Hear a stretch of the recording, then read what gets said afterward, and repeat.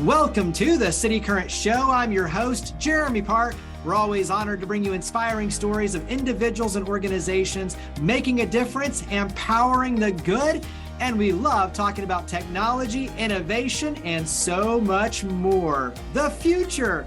We're here with Evan Mann, co-founder and chief storytelling officer at Faceless Labs. How are you doing? Hey, brother, I'm doing great. I hope everybody listening is doing well. It's a beautiful day here in Memphis, and I'm just excited to get to share with everybody. So thank you for the chance.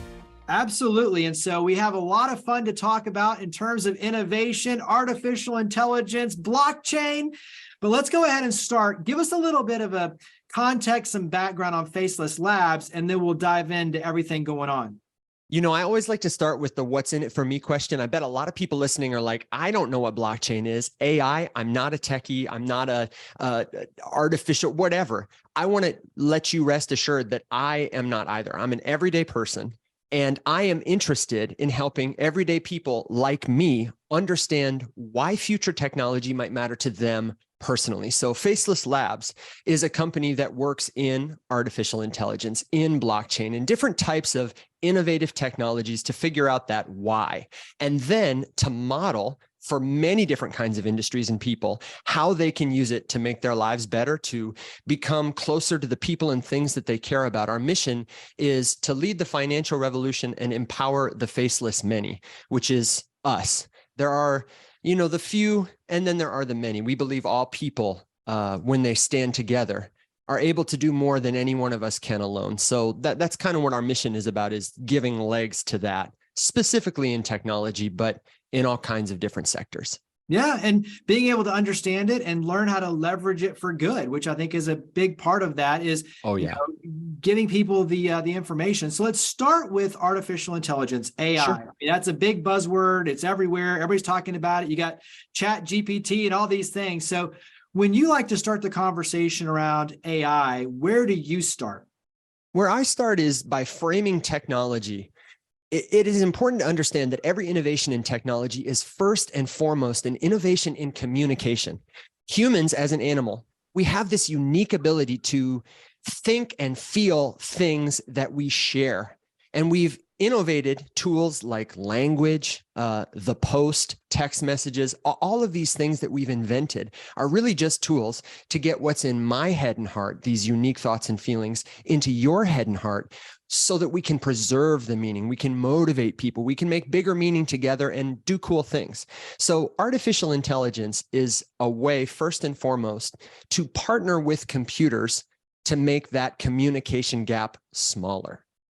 When you look at using it for good, for companies, for nonprofits, how can they start to use it? And obviously you can mention specific platforms, software, but go ahead and start painting the picture of how we can use it to start taking those next steps to close that gap. There's a quotation floating around the internet right now that AI will not replace humans, but that humans who use AI will replace those who don't. And I want to allay everyone's concerns right away and say, whoever you are, whatever you do, the computer is not out to get you, and people who use AI are not just going to replace you. But I encourage folks to think of it like a calculator. If you are a gifted mathematician, you can do so much more with a calculator than you could with pencil and paper. It doesn't replace a need to understand the fundamental principles of math. And in fact, if you don't understand those principles, you probably can't use a calculator as well as somebody who does. Similarly, a tool like Chat GPT, which for the unfamiliar is a text generator. It's like Google. You ask it a question, it gives you an answer. And a person using Chat GPT can do things like draft an article for their blog, or copy for their business's website, or headlines for a newspaper article. That doesn't mean we're going to replace journalists or that journalists can just be lazy. It means they will partner with computers so that machines do what machines do well, and humans will be free to spend more time on what humans do well. It will improve our efficiency and deepen the enjoyment and quality of our work. I've been really impressed already just with our team and their ability to, now obviously it's only as good as the prompt, right? But sure, to come up with ideas for things like, okay, let's use this to better our narrative for our website, or better, a description for an interview, or come up with better questions for a Q&A with a guest speaker. Like, really thoughtful ways, like you said, of it doesn't replace what you're doing, but it adds some context, some nuances, some different thoughts. And I think that's, to me, a really good thing. Maybe what's one or two tips from your vantage point for a business, a nonprofit individual, when it comes to leveraging AI to be more intentional? Absolutely. If you are a person with an internet connection, yes, you listening today, you can start using these tools for free, and you should. One I recommend is the one you mentioned, ChatGPT. If you go to OpenAI, or more specifically, chat.openai.com, you can sign up for a free account.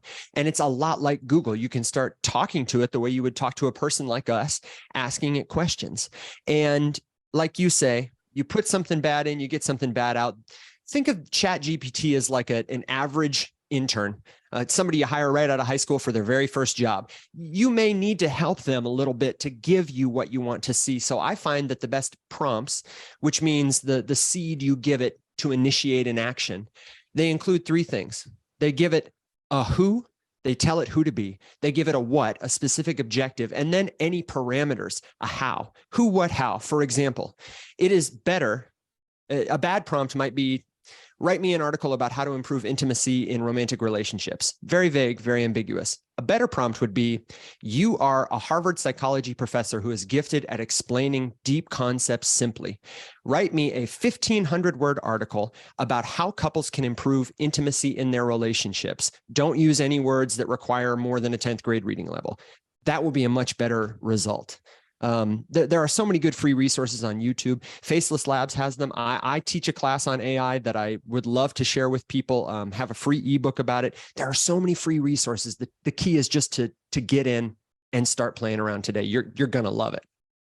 We'll come back to those free resources for sure. Let's switch over and talk about blockchain. Blockchain can definitely fly over everyone's head, but when you look at what it's doing for the financial industry, for corporations like FedEx, so many companies are leaning heavily in because of the transparency, the accountability. So how do you describe blockchain for those who aren't familiar with what blockchain is? I like to tell them that blockchain is a means of storing and recalling information that offers advantages over a typical database. First, it is public, it is transparent, and it is immutable. It cannot be changed.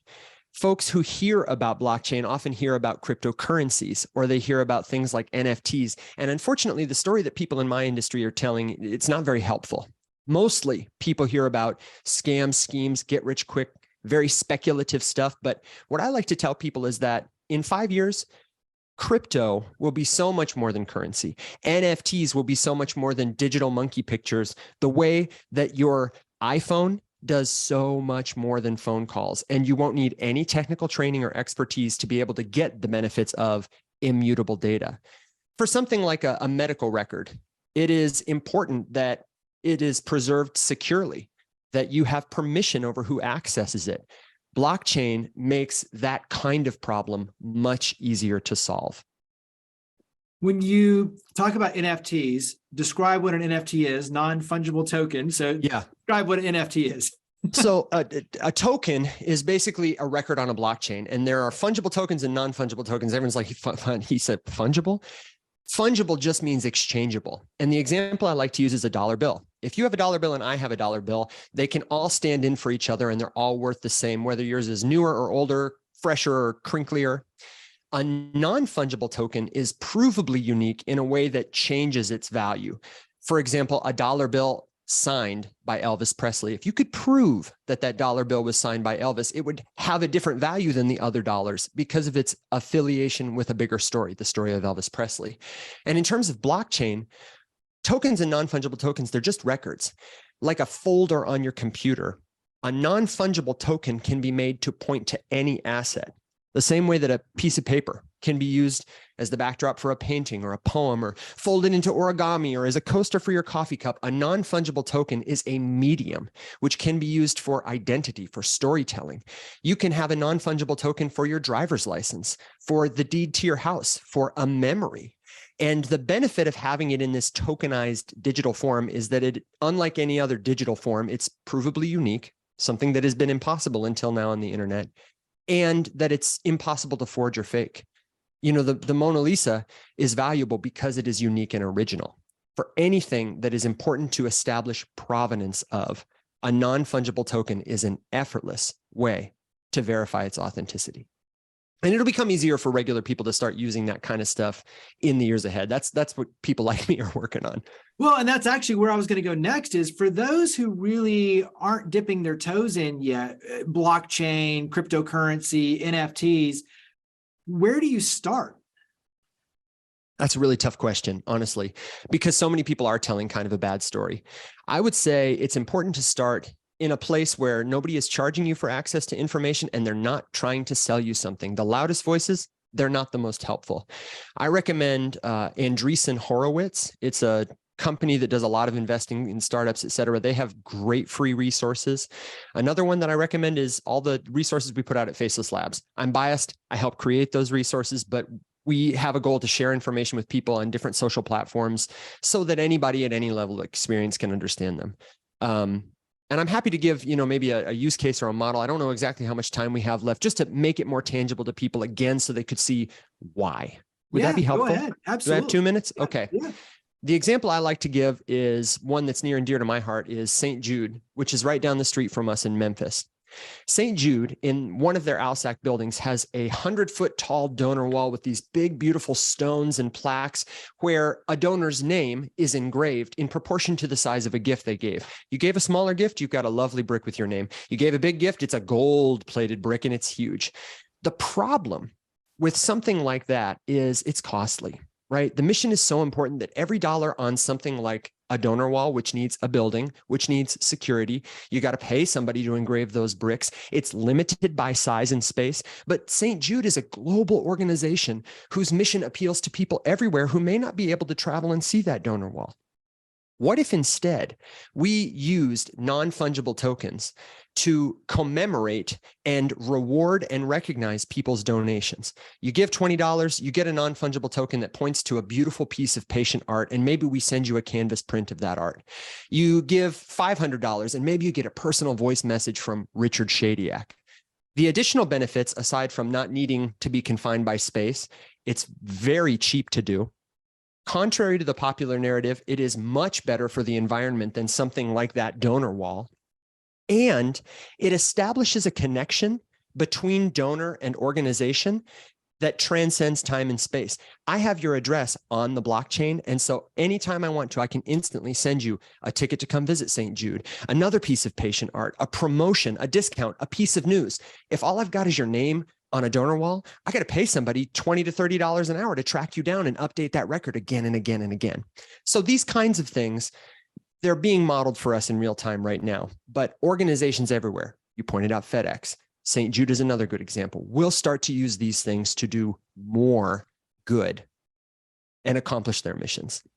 Yeah, and I think the illustration you gave was perfect, especially for nonprofits who are looking at, how do I innovate? How do I, increase my relationships with my donors and do something special and unique? And like you said, it's actually even a lot more seamless and easy to integrate and more valuable. So I think that's the kind of stuff that we're talking about, is just planting those seeds, giving people an idea that says, this is the future, but this is how you can leverage it. Because, it goes back to storytelling.